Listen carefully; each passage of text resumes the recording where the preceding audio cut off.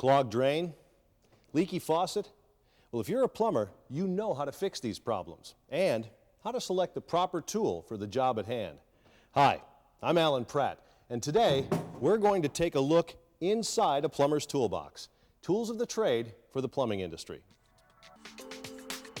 Plumbers install or repair plumbing pipes and tubing, fixtures such as toilets and equipment such as water heaters and boilers.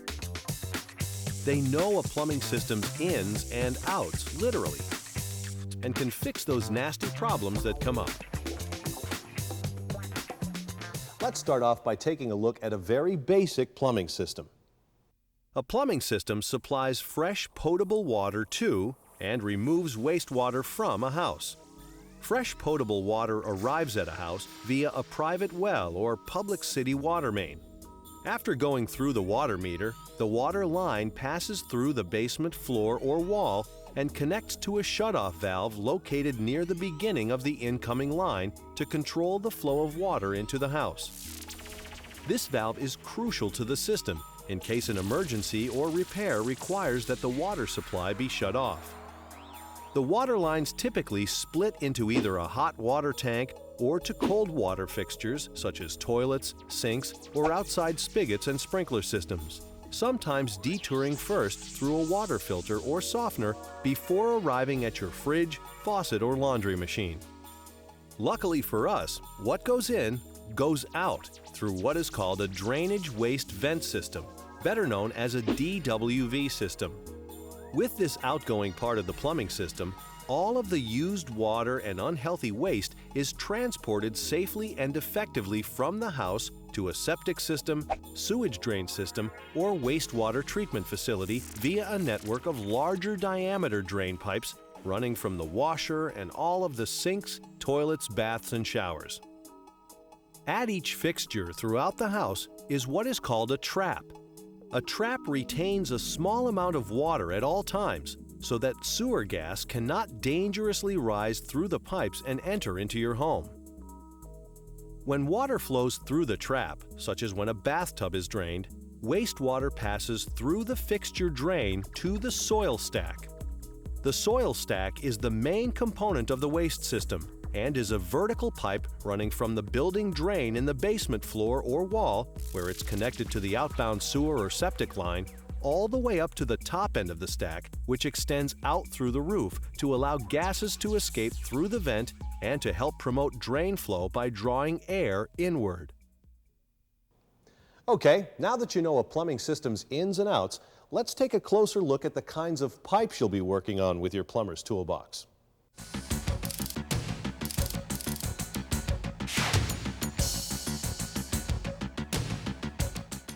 The word plumbing comes from the Latin plumbum, which means lead.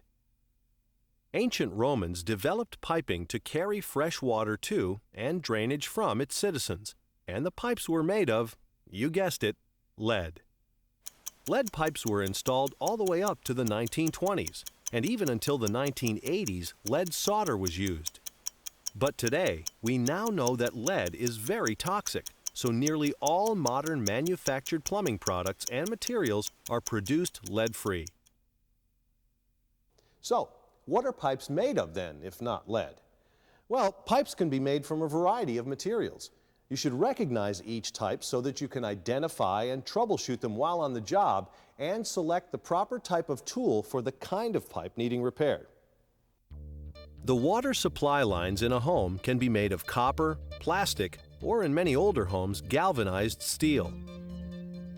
Although galvanized steel is an extremely strong material for supply lines, it is one that can rust and get clogged with mineral deposits. As a result, today's plumbers tend to transition these supply systems to copper materials. Copper resists rust, is easy to handle and install, and is more dependable than plastic. It meets or exceeds local plumbing codes in all 50 states. But unfortunately, it comes at a price.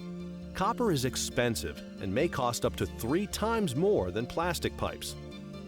Copper pipe, often called copper tubing, is available in 2 types: hard or rigid copper, called drawn temper copper, and flexible or soft copper, called annealed temper copper. Rigid copper comes in various color-coded classes or thicknesses. Type K is the heaviest and thickest in green and is used to connect the water meter to the water main. Type L is standard and medium thick in blue. It is used for underground piping and water lines. And Type M is the lightest and thinnest in red. It's used for inside piping, mostly for hydronic heating lines. Flexible copper is more expensive than rigid copper because it needs fewer fittings and can be bent without crimping. Plastic supply pipes, although cheaper, tend to be noisier than copper. There are two types used for water supply. A rigid plastic called chlorinated polyvinyl chloride, that is CPVC, and the new and upcoming plastic in the industry, a flexible plastic called cross-linked polyethylene or PEX. Unfortunately, both types can produce poisonous, dense clouds of smoke that can spread quickly when there's a fire in the home. So before installing CPVC, PEX, or any other plastic piping, you must first check with your local building and fire codes to verify whether you are permitted to use it, and if so, for what applications. Now, let's talk about the pipes in our DWV system. Wastewater typically travels through rigid plastic, cast iron, or galvanized steel pipe. Rigid copper in yellow, type DWV, is also used, but for above-ground DWV piping only. Cast iron was the material of choice through the 1960s because it was durable, easily cut and joined, and resisted corrosion. But it did eventually fall out of favor because it could also break easily. It was a very heavy material to work with, and it was hard to install. As a result, you may need to go to a professional plumbing supplier to buy replacement cast iron pipe, as it's less likely to be stocked in a hardware store or home center. There are two types of cast iron: hub, also called bell and spigot or hub and spigot, and no hub, both of which refer to the type of fittings used with the pipe. But even if you're repairing hub cast iron, you will replace it with no hub cast iron, the industry standard. It's easier to install, takes up less room, and can be removed, reassembled, and reused. Although a little noisier, rigid plastic polyvinyl chloride, or PVC, and acrylonitrile butadiene styrene, thankfully better known as ABS, are the most popular types of DWV plastic plumbing pipe. ABS tends to be preferred in most new construction because of its low cost and ease of installation. But PVC can also be used since it's less susceptible to damage and offers a wider range of fittings. PVC, let me point out, can only be used for cold water, not for hot water. Caution: be advised that although PVC and ABS can be mechanically joined, codes do not allow the two types to be glued directly together at any time.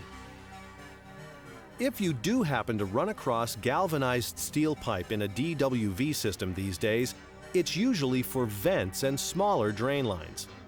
Galvanized steel is threaded and connected with threaded fittings. And a word about black steel pipes.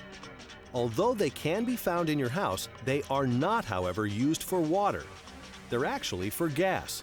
Make sure you can distinguish them from water pipes so you don't work on the wrong pipe and cause a dangerous situation.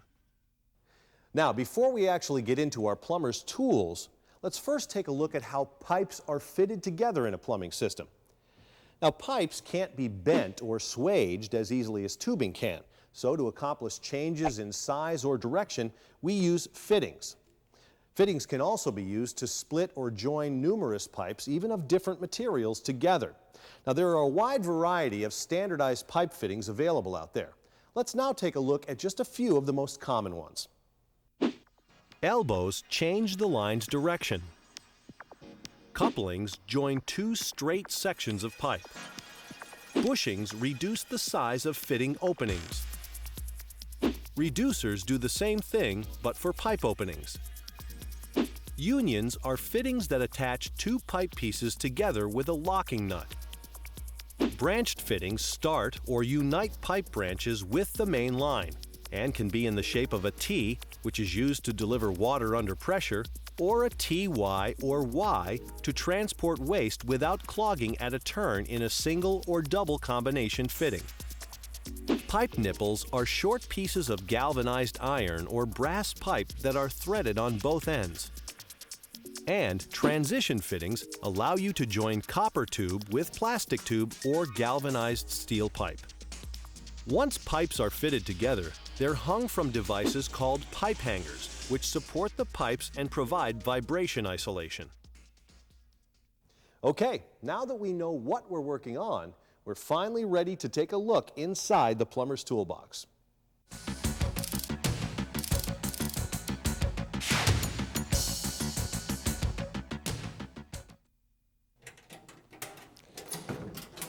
Oh, I almost forgot.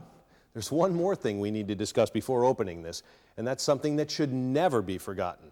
That's safety. Regardless of what type of pipe you're working on, good safety habits are an essential part of the job. So, practice these safety precautions whenever you're working with plumber's tools. Make sure you're properly clothed to promote safe working conditions. Put on gloves and safety glasses when working on pipes because metal burrs can cut you. Sewer water can be infectious, and hot solder can burn you. Wear snug-fitting clothing, safety shoes, and a hard hat when necessary. When using solvents and glues, make sure you work in well-ventilated areas and use a mask so you don't expose yourself to dangerous fumes. Prior to replacing any pipe, make sure you shut off the water supply. Keep your work area clean and safe at all times. Slipping on a leftover piece of pipe can cause a career-ending back injury. Always use caution when using hand tools containing sawing or cutting blades. Make sure the tools are kept sharp, clean, and well lubricated with no loose or broken parts. And when a pipe requires soldering, always learn the techniques of soldering before you attempt the repair.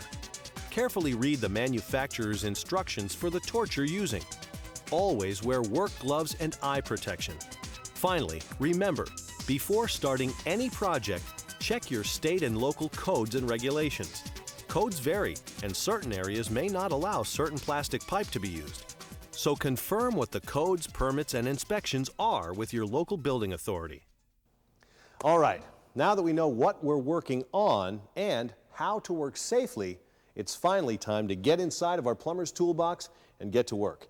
Now, whether you're a plumber by trade or you're a homeowner who just wants to be prepared for emergencies, there are some basic plumbing tools that are essential to keep on hand.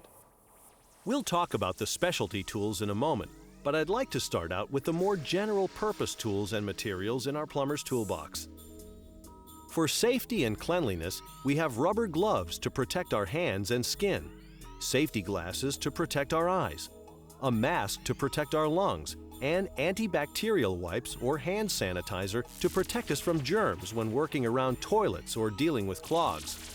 We also have shop towels or rags to wipe plumbing parts and pipes. For measuring pipe lengths and ensuring we install them correctly, we keep a retractable tape measure or a folding rule to measure pipe lengths. A pencil, felt tip, Sharpie, and grease pens to mark pipes. A torpedo level to throw in our pocket to check level and plumb as we work, and a larger 2-foot pitch level to help grade pipes and install fixtures. For leaky faucets, we keep an assortment of rubber washers for compression faucets and O-rings and rubber seats for washerless faucets.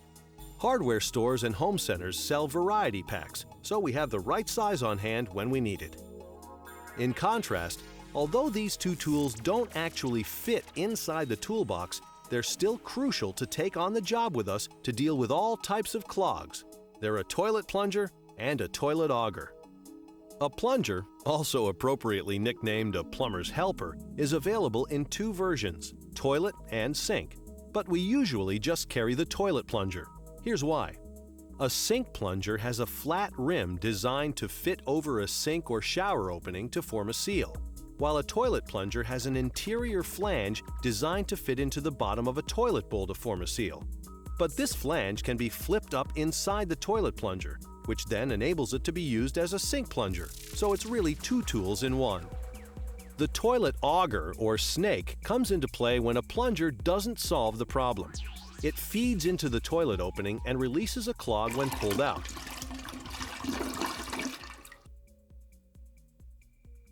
Now, let's talk about tools used for grasping, loosening, and tightening nuts, screws, and steel pipe.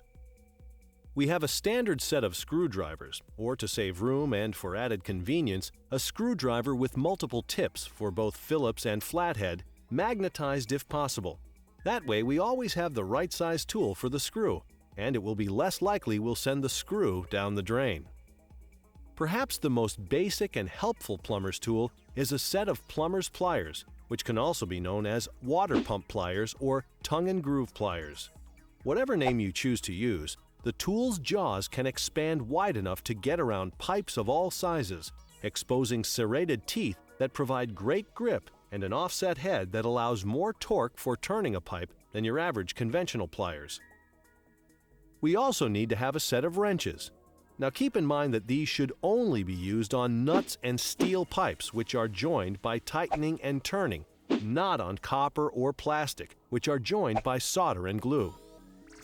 For applications where pipes are close together, close to walls or flat against surfaces, or where serrated jaws could damage a securing nut, an open-end wrench is preferred. It has smooth jaws that are made to fit small nuts, bolts, and square and hexagonal fittings. It cannot be used on pipes. Adjustable wrenches are available in a variety of sizes, but a 10-inch or 12-inch wrench usually does the trick. A pipe wrench, although it is mostly used as a specialty tool for steel pipes, is also good in a pinch for getting to some difficult nuts. We'll talk about its use as a specialty wrench shortly, but as a general tool, a 10 or 12-inch pipe wrench is always good to have on hand. And here's a tip. To help you be doubly sure you protect the finish, wrap a rag or washcloth around a finished piece before using the pipe wrench. For awkward and inaccessible spots, such as underneath or behind sinks, a spring-loaded basin wrench is invaluable. Its long handle with spring tension pipe-gripping jaws at the end allows you to reach up and grip pipe nipples or tighten or loosen nuts in tight, hard-to-reach areas. There are a whole slew of other specialized wrenches you can buy as you need them, but regardless of which wrench you're using, use an all-purpose penetrating lubricant for plumbing parts that have cemented together due to collected minerals or rust. It'll help loosen the minerals and the parts and make whatever tool you're using work better and more easily. Okay, now to fix a leaky pipe, you have to cut the right length replacement pipe. Let me show you a few tools to help you do just that. Although some do-it-yourselfers will use a hacksaw to cut pipe and tubing, the better and more accurate tools to use to make cleaner, faster, straighter cuts of proper lengths are cutters, both pipe cutters and tubing cutters, and plastic shears. This pipe cutter can be used to cut through galvanized steel. It has a sharp blade and two rollers and cuts gradually into pipe as you make continually tighter revolutions around it, tightening the cutter as you go. A similar tool is the tubing cutter, which works the same way but is perfect for cutting copper as well as brass, aluminum, or thin wall conduit tubing. The other kind of tool looks more like a pair of scissors. This type, more often called plastic shears or scissors, may be used for thinner pipes and both flexible and rigid plastic tubes. These are just the basic tools. Now, it's time to talk about the more specialized tools you use depending on the kind of pipe you're repairing or installing. And what better way to demonstrate the tools than to repair each type of pipe? So, let's begin with repairing a copper pipe.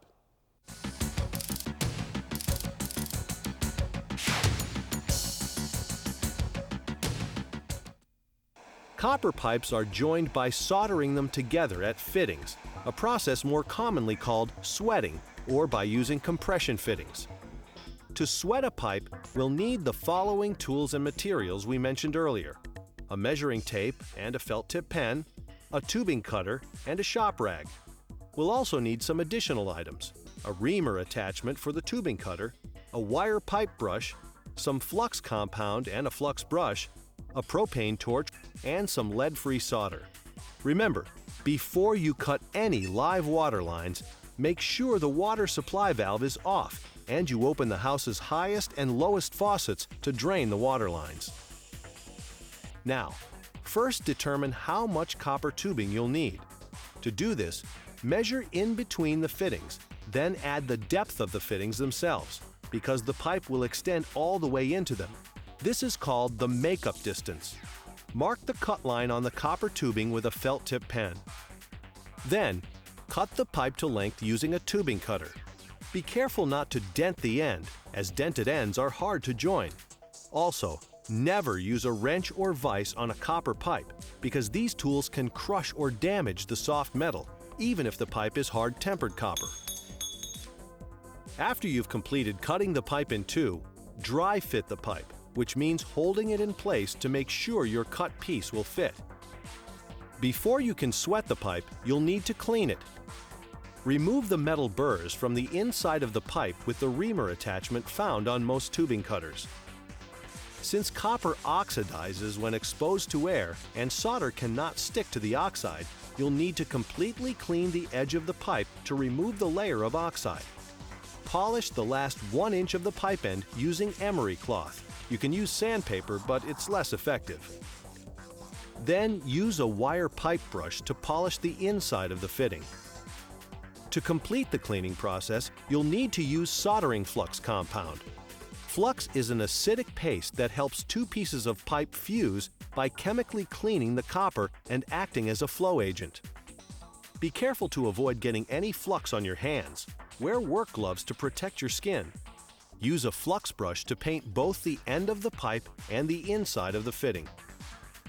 Then, insert the pipe into the fitting and turn it around a bit to ensure the flux is evenly covering the entire surface. Now, you're ready to sweat the joint. Soldering copper pipe relies on a process called capillary action to create a well-sealed joint. When you heat the two pieces you are joining, solder is sucked into the joint and spread evenly between the pipe and fitting. Once it cools, you should have a solid, leak-free joint that will last for years. Remember to keep safety precautions in mind and carefully read the manufacturer's instructions for the torch you are using. You must properly prepare the pipes for soldering, or else you could end up with leaks. Drain all the water out of the pipes completely before soldering, as water prevents the pipes from reaching a hot enough temperature to melt solder. Now, pull out enough solder so that you have enough length to work with, and bend it up at the end to make it easier to apply. Don't use too much, as a little goes a long way. Position the cone so that it touches the fitting and heat the bottom of your fitting, not the pipe itself, by moving the flame back and forth evenly. You'll know it's hot enough when you see the flux start to sizzle. Test the temperature by touching your solder to the joint. If it's ready, it'll melt on contact. When this occurs, remove the torch and redirect the cone to the top of the fitting so the solder runs all the way around it and draws it up into the fitting. When one drop overflows, take away the solder and turn off the torch. Wait a few seconds and then wipe the joint with a rag to remove any excess flux. The solder usually sets within 1 minute after application. Remember to let your work cool before handling it so you don't burn yourself or damage the joint. You've done it. You've sweated a copper pipe. Now, before we move on to plastic, let's talk about how to join copper without soldering. Copper can also be joined with compression fittings or flared fittings if you do not want to solder.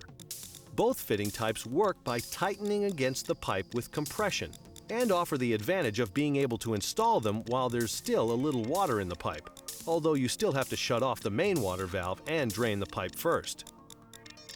While flared fittings required specialized tools and tend to be used for outdoor plumbing, compression fittings are used in the home mostly for fixture supply lines. They work by squeezing the metal ring against the pipe by tightening a nut until it forms a tight mechanical seal.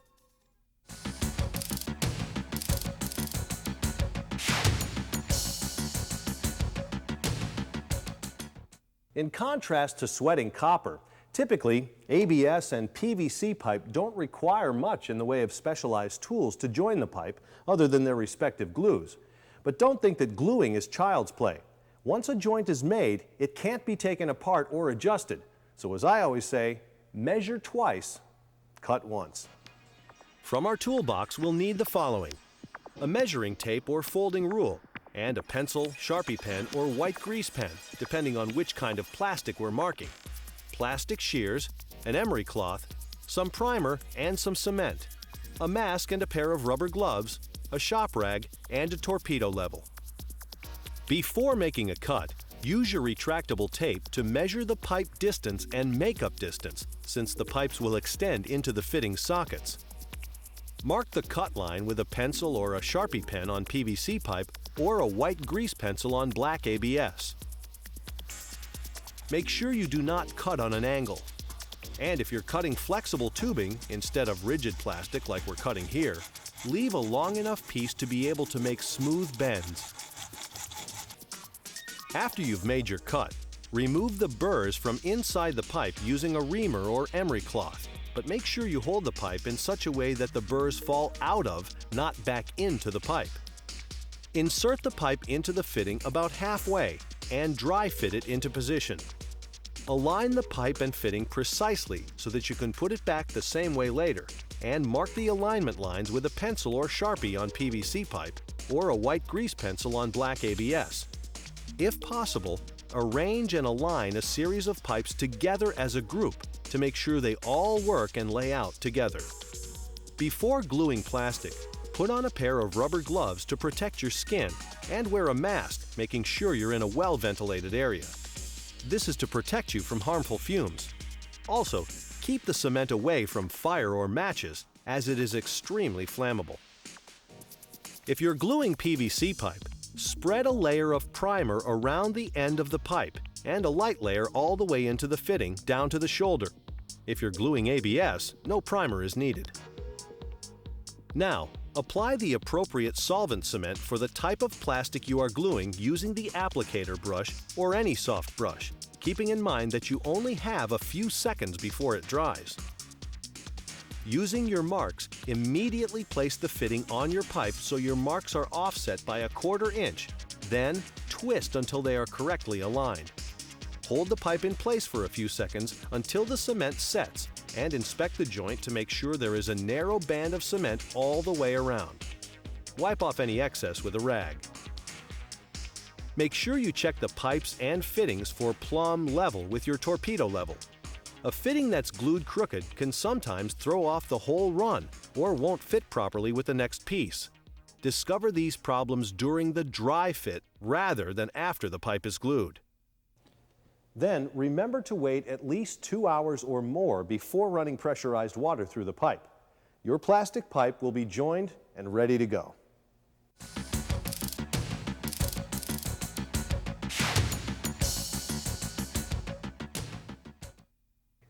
When making a repair to cast iron pipe, you'll be using a no-hub fitting, even if the original is hub. Let me show you how that's done, as well as some of the tools and materials used, even if they aren't necessarily kept inside our plumber's toolbox. We will, of course, be wearing safety glasses and work gloves. We'll also be using either a tape measure or a folding rule, a sawzall with a metal cutting blade, a no-hub coupling, and a no-hub torque wrench. As always, you'll measure the pipe with measuring tape or a folding rule, and to make sure you can see your cut line marks, you'll use a yellow crayon. You could also use a soapstone marker, available at welding supply stores if you prefer. To cut cast iron, you'll need a tool that you'll more likely rent from a home center than have in your toolbox, a snapper, also called a snap cutter. You can also accomplish this task using a sawzall with a metal cutting blade. Watch out for the pieces as they break, because considerable force is involved. Wear safety glasses to protect your eyes. And don't be surprised if you don't get a clean cut. That's rare with this tool. So wear work gloves to make sure you don't cut yourself when cutting cast iron. Now, we're going to use a no-hub coupling, which consists of a neoprene gasket, a stainless steel shield, and a worm drive band clamp, which compresses the gasket around the pipe.